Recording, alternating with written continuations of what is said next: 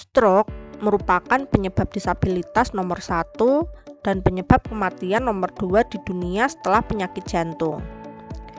Di Indonesia sendiri, stroke juga menjadi penyebab utama dari kematian.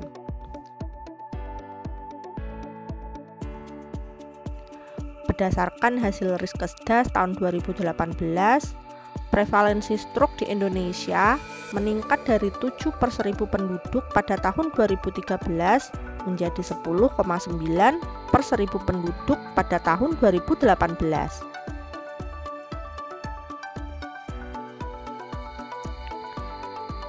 Nah, dari sisi pembiayaan, stroke sendiri menjadi salah satu penyakit katastrofik dengan pembiayaan terbesar ketiga setelah penyakit jantung dan kanker. Nah, untuk lebih lanjutnya, kita bahas dan share bersama mengenai pengenalan penyakit stroke dan bagaimana gejala yang muncul di awal.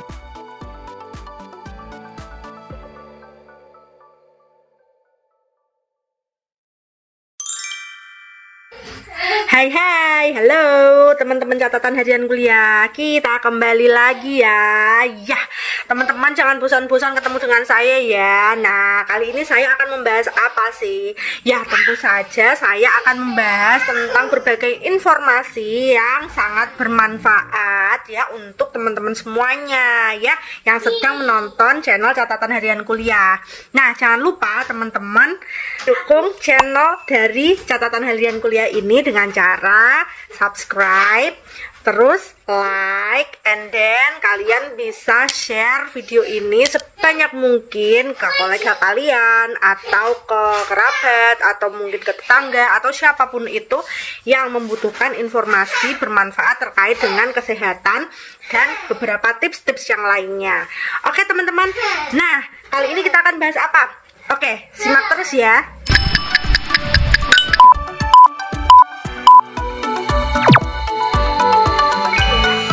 Teman-teman, saat ini nih ya yang namanya penyakit tidak menular itu lagi happening sekali ya teman-teman. Jadi ini tuh seperti silent killer seperti itu ya teman-teman. Jadi tuh kayak tidak secara langsung itu bisa langsung terjadi, namun dia itu membutuhkan beberapa waktu untuk bisa berkembang menjadi sebuah penyakit yang akhirnya bisa menjadikan morbiditas dan mortalitas si penderitanya. Nah, ini tentu sangat berbahaya sekali ya teman-teman. Nah, apa aja sih itu? Ya, silent disease ini atau yang akan menyebabkan mortalitas atau silent killer ini itu tuh adalah salah satunya adalah PTM. Nah, PTM ini adalah penyakit tidak menular. Nah, penyakit tidak menular ini tentunya dia memang tidak membutuhkan seperti tidak ada kontribusi dari mikroorganisme seperti virus, bakteri, jamur atau protozoa yang lain atau mikrobiologi yang lain yang dia itu menjadi agen untuk menularkan penyakit tersebut. Namun ini lebih ke dalam diri kita. Nah, di dalam diri tubuh manusia ini terdapat berbagai macam sistem yang menggerakkan roda kehidupan di dalam sistem tubuh manusia ini. Nah, organ-organ ini sangatlah penting ya perannya bagi tubuh kita ini. Nah, dia pun ini juga bisa mengalami kelelahan atau bisa mengalami kolaps nih teman-teman ketika organ-organ ini mendapatkan cobaan yang bertubi-tubi seperti itu ya. Nah, sudahlah dia sudah bekerja keras ya. Nah, kita sendiri yang memilikinya itu kadang juga lupa untuk menyayanginya seperti itu teman-teman. Nah, salah satunya adalah pola hidup yang kurang sehat yang dapat menyebabkan organ-organ ini mengalami kelelahan atau dapat terganggu nih teman-teman. Nah, organ-organ ini apa aja sih? Ya, salah satunya adalah bagian kardiovaskuler atau bagian jantung dan pembuluh darah ya teman-teman. Nah, saat ini kita akan membahas ini nih. Oke, nah silent disease, nah yang dapat menyebabkan mortalitas ini alias penyakit tidak menular. Nah, salah satunya ini terjadi di bagian kardiovaskuler ya teman-teman. Nah, kardiovaskuler itu terkait dengan jantung, kemudian pembuluh darah sampai nanti ke apa namanya, pembuluh darah di bagian manapun itu, di bagian organ-organ ya. Karena memang organ-organ di dalam tubuh manusia ini tidak bisa dia bergerak sendiri atau bekerja sendiri. Tentu dia membutuhkan yang namanya suplai nutrisi dan oksigen untuk bisa bekerja. Nah, dari mana itu? Ya dari pembuluh darah yang mengalirkan oksigen dan nutrisi tersebut ke organ-organ tersebut ya. Nah, ketika ada masalah nih di bagian pembuluh darah ini ya, baik itu dimanapun itu letaknya, di organ manapun itu letaknya, nah disitulah terjadi masalah nih teman-teman. Salah satunya ketika ada masalah pembuluh darah di bagian organ otak ya, jadinya di situ juga akan beresiko terjadi suatu apa namanya, suatu masalah yang sangat serius, yaitu yang sering kita denger nih ya, penyakitnya yaitu stroke teman-teman. Nah, ini lagi happening sekali ya, karena stroke ini juga menjadi penyakit tidak menular yang juga dapat menyebabkan morbiditas dan mortalitas yang cukup tinggi ya teman-teman. Karena yaitu tadi apa namanya, pengaruhnya adalah adanya kerusakan pada bagian pembuluh darah di bagian otak. Nah, penyebabnya yang paling utama nih ya, itu karena yang namanya pola hidup ya, pola hidup yang kurang sehat seperti itu. Nah, pola hidup yang kurang sehat ini seperti apa sih ya yang bisa menyebabkan kerusakan pembuluh darah di bagian organ, terutama di bagian otak ini yang menyebabkan stroke ini? Nah, salah satunya di sini ada pola hidup yang mungkin di sini sering apa namanya, sering mengkonsumsi makanan-makanan yang banyak mengandung lemak nih teman-teman ya. Lemak itu sebenarnya itu bagus untuk tubuh ya. Memang tubuh itu membutuhkan apa namanya, sedikit kontribusi dari lemak untuk bisa apa namanya, mencukupkan nutrisi metabolisme yang ada di dalam tubuh seperti itu. Nah, namun ketika lemak ini menjadi apa namanya, overload seperti itu, apalagi di sini lemak itu kan ada dua ya, yang lemak baik dan lemak jahat ya. Nah, lemak yang jahat ini ya, atau kita sering menyebutnya dengan LDL ya. Jika lemak jahat ini nih terlalu berlebihan seperti itu di dalam tubuh kita ya. Nah, ini tentunya dia akan, kekentalan darah ini akan apa namanya, lebih menjadi kental seperti itu. Nah, sehingga di sini juga akan menyebabkan beberapa hambatan ya untuk mengalirkan darah secara lancar ke organ-organ atau sel-sel yang akan dituju seperti itu.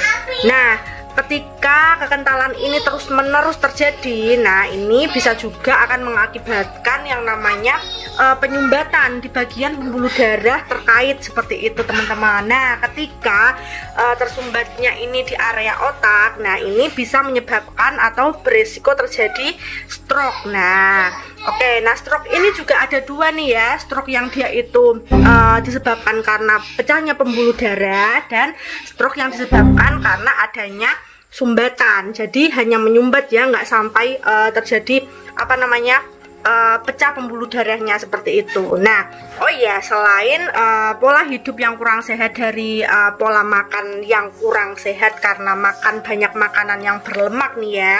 Nah, selain itu nih penderita stroke nih biasanya dia itu memang apa namanya, sebelumnya itu punya apa namanya ya, kebiasaan merokok misalnya, atau minum-minuman yang mengandung alkohol seperti itu. Nah, ada lagi nih, terjadinya masalah pada pembuluh darah ini juga tidak hanya terjadi karena lifestyle-nya ya, tapi juga karena genetik ya, faktor bawaan, keturunan seperti itu. Jadi kayak penyakit tentang pembuluh darah atau jantung ini juga bisa diturunkan ya teman-teman. Nah, seperti halnya kayak diabetes, cancer seperti itu teman-teman.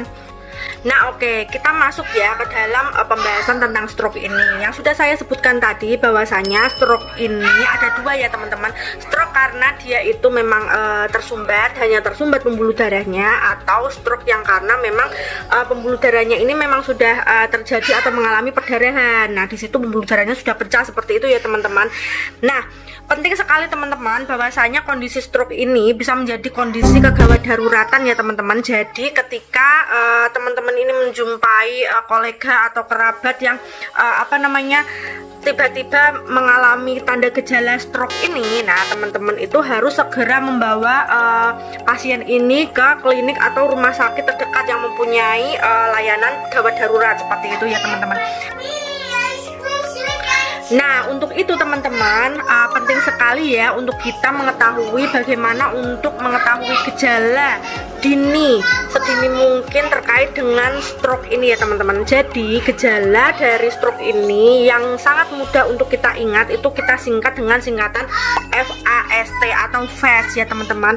Oke, yang pertama nih ada F-nya ini adalah face teman-teman. Nah, face ini adalah wajah ya teman-teman. Jadi untuk gejala awal dari penderita stroke ini yaitu kesulitan untuk menggerakkan bagian salah satu sisi dari wajahnya ya. Mungkin kesulitan atau tidak bisa bergerak sama sekali. Misalkan kayak salah satu bagian wajahnya tuh turun ya atau merot seperti itu. Nah, kemudian yang kedua itu ada arm atau lengan teman-teman. Nah, arm atau lengan ini sama halnya dengan yang face tadi ya teman-teman. Jadi dia kesulitan untuk menggerakkan salah satu bagian dari lengan mereka atau bagian kaki mereka. Nah, ini yang perlu diingat, kesulitan menggerakkan atau memang tidak bisa gerak sama sekali ya teman-teman. Jadi tuh kalau kita pegang ya, kalau memang dia itu memang tidak bisa bergerak sama sekali, itu seperti tidak ada lawanan gitu. Kalau kita pegang ini kan normal seperti itu kan kita terasa ringan ya, tapi kalau yang tidak bisa digerakkan sama sekali itu seperti kayak dia itu berat sekali gitu kalau kita pegang. Nah, itu teman-teman tanda gejala yang kedua. Nah, yang ketiga ini yaitu S ya teman-teman atau speech. Jadi untuk penderita stroke ini biasanya tanda gejala awalnya ini mereka mengalami bicara yang agak pelo ya teman-teman, atau memang pelo atau mungkin memang kesulitan untuk bicara seperti itu teman-teman. Nah, untuk yang terakhir ini yaitu T ya teman-teman. Jadi T ini adalah time. Ketika teman-teman sudah menjumpai tanda gejala yang sudah saya sebutkan dari awal tadi, yang pertama face, kemudian arm, kemudian speech dari penderita ini, segera teman-teman langsung menghubungi layanan gawat darurat terdekat ya untuk segera mendapatkan pertolongan ya. Nah, kemudian nih teman-teman ada gejala tambahan lain nih teman-teman yang menyertai dari gejala stroke ini. Nah, berikutnya adalah penderita ini mungkin akan mengalami sebuah kebingungan nih teman-teman, bingung untuk menerima informasi atau mengartikan informasi nih teman-teman ya, atau memberikan informasi juga. Nah, berikutnya penderita ini akan mengalami sakit kepala yang sangat amat nyeri ya teman-teman. Kadang pula sakit kepala ini tuh seperti migrain ya, berputar, pusing berputar yang amat dahsyat gitu loh teman-teman, yang bikin sampai pusing banget gitu. Terus kemudian rasanya juga kayak migrain, sakit kepala sebelah, tapi tuh yang sakit banget, nyerinya tuh bener-bener nyeri banget. Bahkan di sini kadang-kadang saking pusingnya itu disertai dengan muntah seperti itu teman-teman. Nah, kemudian di sini tanda berikutnya adalah terjadi masalah pada keseimbangan dan koordinasi ya teman-teman. Jadi penderita ini akan kesulitan untuk berdiri ya, bahkan kalau mau berdiri aja itu susah sekali, bahkan akan jatuh seperti itu. Nah, apalagi berjalannya tambah susah sekali, sempoyongan seperti itu, karena memang di situ terjadi kelemahan, dan ditambah lagi mungkin ada tadi dia mengalami pusing yang sangat amat berat seperti itu ya teman-teman. Penting sekali ya untuk kita tahu bahwasanya gejala stroke ini itu dapat terjadi secara tiba-tiba ya teman-teman. Jadi ketika mungkin teman-teman ini melihat atau mendengar kabar dari kolega yang mengalami tanda-tanda yang sudah tersebutkan tadi itu, segera ya teman-teman untuk memberikan saran kepada kolega tersebut atau teman-teman sendiri nih, langsung take action untuk membawa pasien ini ke rumah sakit terdekat yang ada layanan gawat daruratnya, karena memang kondisi stroke ini memang mengarah untuk ke pertolongan yang segera seperti itu ya teman-teman. Nah, karena penanganan yang cepat dari serangan stroke ini ya teman-teman, itu akan memberikan peluang bagi penderitanya untuk bisa recovery ya,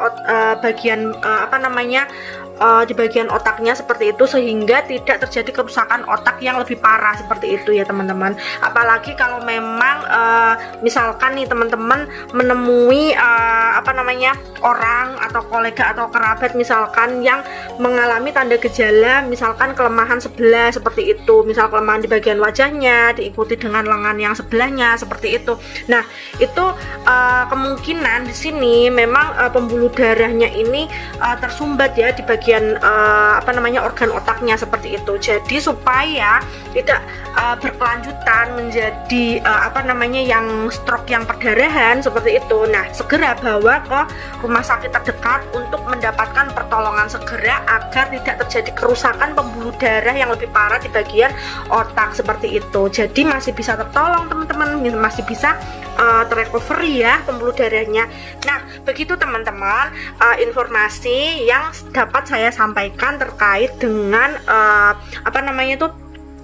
penyakit tidak menular, yaitu stroke, yang mana stroke ini menjadi momok yang sangat happening saat ini dan memerlukan aware dari semua kalangan ya, terkait untuk mengetahui tanda gejalanya. Kemudian yang sehat pun juga harus mencegah supaya ini tidak menghinggapi kita seperti itu ya teman-teman. Jadi tetaplah kita yang sehat itu harus berpola hidup sehat agar tetap sehat dan terhindar dari penyakit-penyakit menular maupun tidak menular seperti stroke ini. Oke teman-teman, salam sehat catatan harian kuliah. Kita kembali di pembahasan berikutnya. Bye.